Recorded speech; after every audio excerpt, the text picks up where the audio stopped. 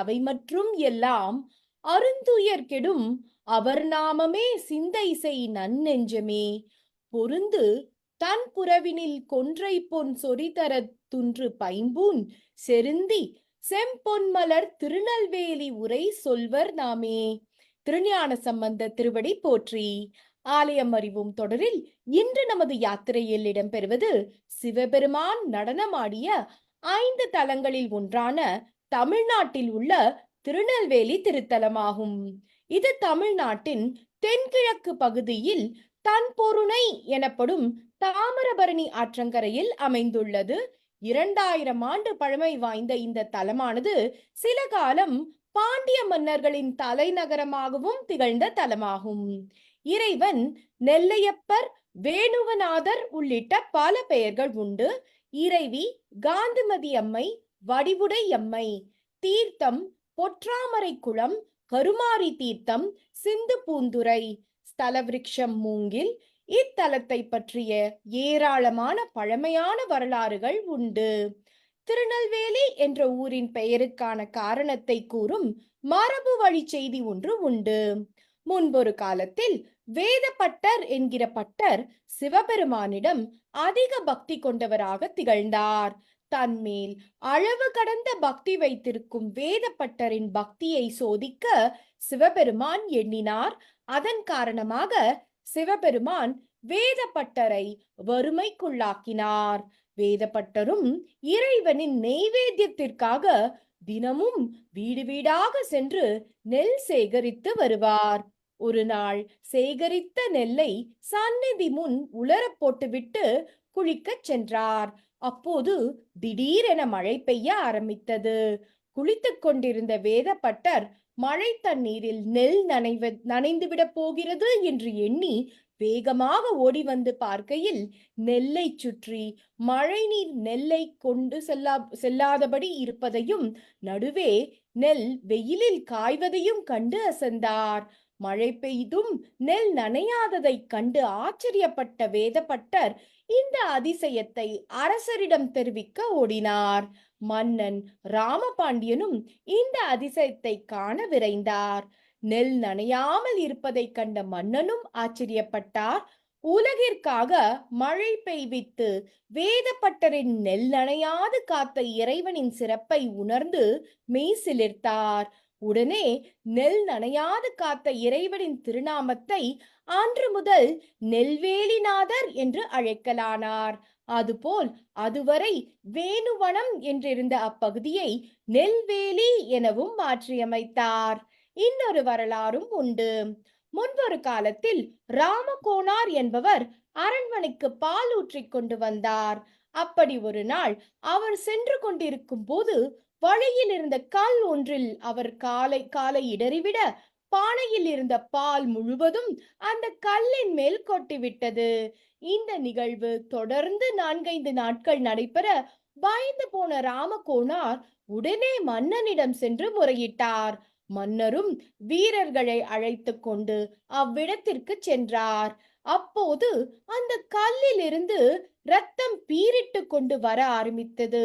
அனைவரும் செய்வதறியாது அரண்டு போய் நிற்க வானில் ஒரு அசரீரி கேட்டதாம். அதன்படி அந்த கல்லை தோண்ட தலையின் இடது பக்கம் வெட்டுக்காயத்துடன் சிவலிங்கம் வெளிப்பட்டதாம்.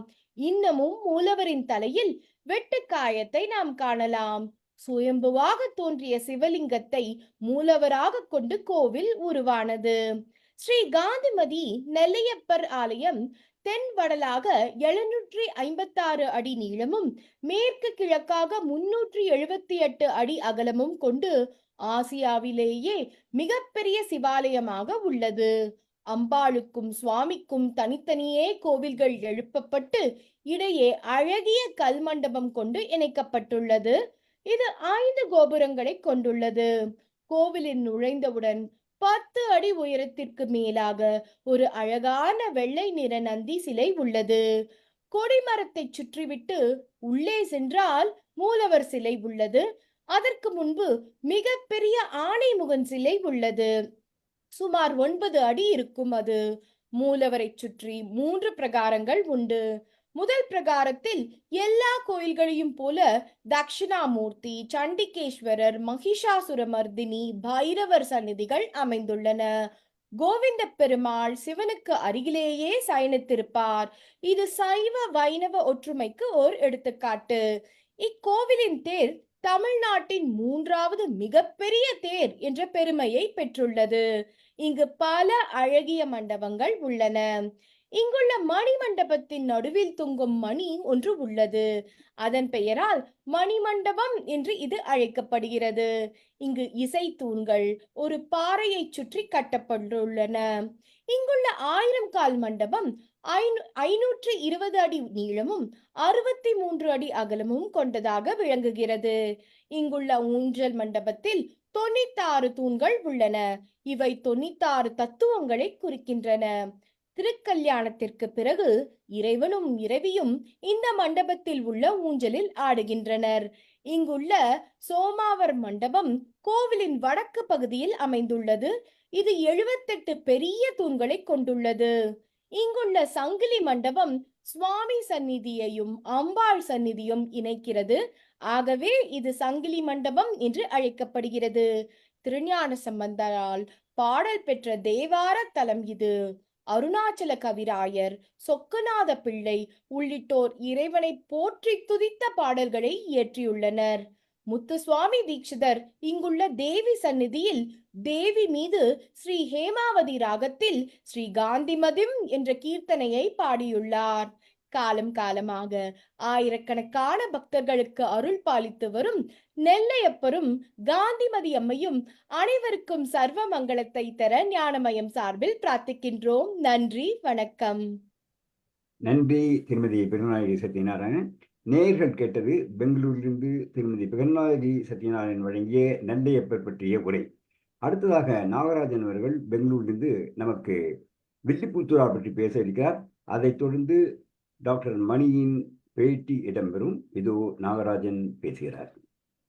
அன்பார்ந்த தமிழ் நெஞ்சங்களே, திரு கல்யாண்ஜி அவர்களே, திரு லண்டன் சுவாமிநாதன் அவர்களே, வணக்கம், நமஸ்காரம். மகாபாரதத்தை அழகுற தமிழிலே தந்த வில்லிபுத்தூரார் பற்றி இன்று சற்று சிந்திப்போம்.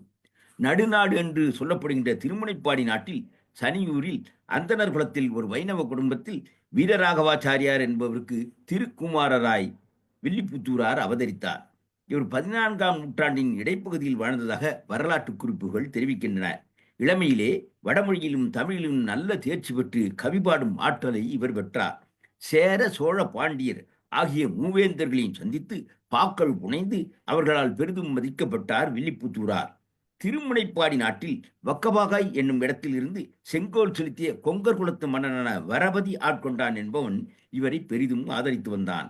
இவரை தனது ஆஸ்தான பண்டிதராகவும் அவன் நியமித்தான். ஒரு நாள் இவரை நோக்கி அவன் வடமொழியிலே வேதவாசர் இயற்றிய மகாபாரதத்தை தமிழே நூலாக யாத்து அருள வேண்டும் என்று வேண்டுகோள் விடுத்தான். ஸ்ரீ கிருஷ்ணனுடைய சரித்திரம் என்பதால் இதற்கு இணங்கிய வில்லிபுத்தூரார் நல்ல அழகிய தமிழ்நடையிலே சொற்சுவையும் பொருட்சுவையும் தோன்றுமாறு பாரதத்தை பாடினார். இவர் பாடிய பாரதத்திலே 49 சர்க்கங்களில் 4337 பாடல்கள் உள்ளன. வியாசர் இயற்றியருளிய மகாபாரதத்தில் 18 பருவங்கள் உள்ளன. ஆனால் வில்லிபுத்தூரார் 10 பருவங்களையே பாடினார். கிருஷ்ணரது மறைவை குறிக்கு வரும் செய்திகளை இவர் பாட விருப்பம் கொண்டிருக்கவில்லை என்பதை இதனால் நாம் அறிய முடிகிறது. தனது கவித்திறமையினால் ஆங்காங்கே கர்வத்துடன் இருந்த பல புலவர்களை வாதுக்கு அழைத்த இவர் அவர்கள் தோற்றுப்போனால் எப்போதும் தன் கையில் வைத்திருந்த ஒரு துரட்டுக்கோலால் அவர்களின் காதுகளை மாட்டி இழுத்து அறுப்பதை வழக்கமாக கொண்டிருந்தார். இவர்பால் பெரிதும் அன்பு கொண்டிருந்த மன்னர்கள் இந்த செயலை தடுக்கவில்லை.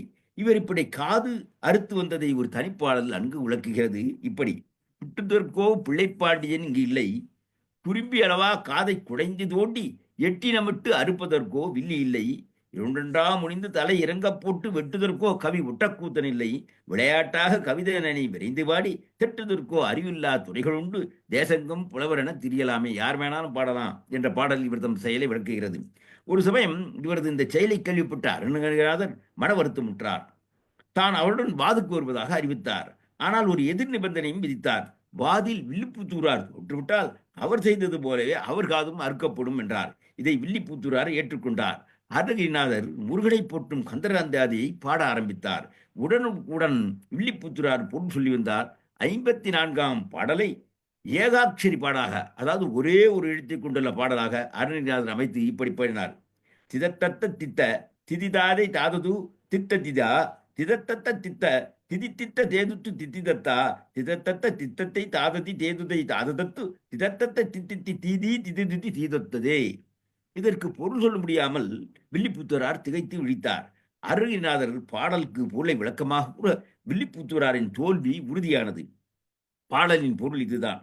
நடராஜ மூர்த்தியாகிய சிவபெருமானும் பிரம்மனும் இடைச்சேரியில் தயிர் உண்டு பார்க்கலையும் ஆதிசேஷனையும் பாயலாக கொண்டு யோக நித்திரை செய்யும் திருமாலும் வணங்குகின்ற ஆனந்த முதலே, தேவயானியின் தாசனே, ஜனன மரணத்துக்கு இடமாய் சப்ததாதுக்குள்ள இந்த பொல்லாத இந்த உடம்பை தீயினால் தகிக்கப்படும் பொழுது உன்னை துதித்து வந்த என் சித்தத்தை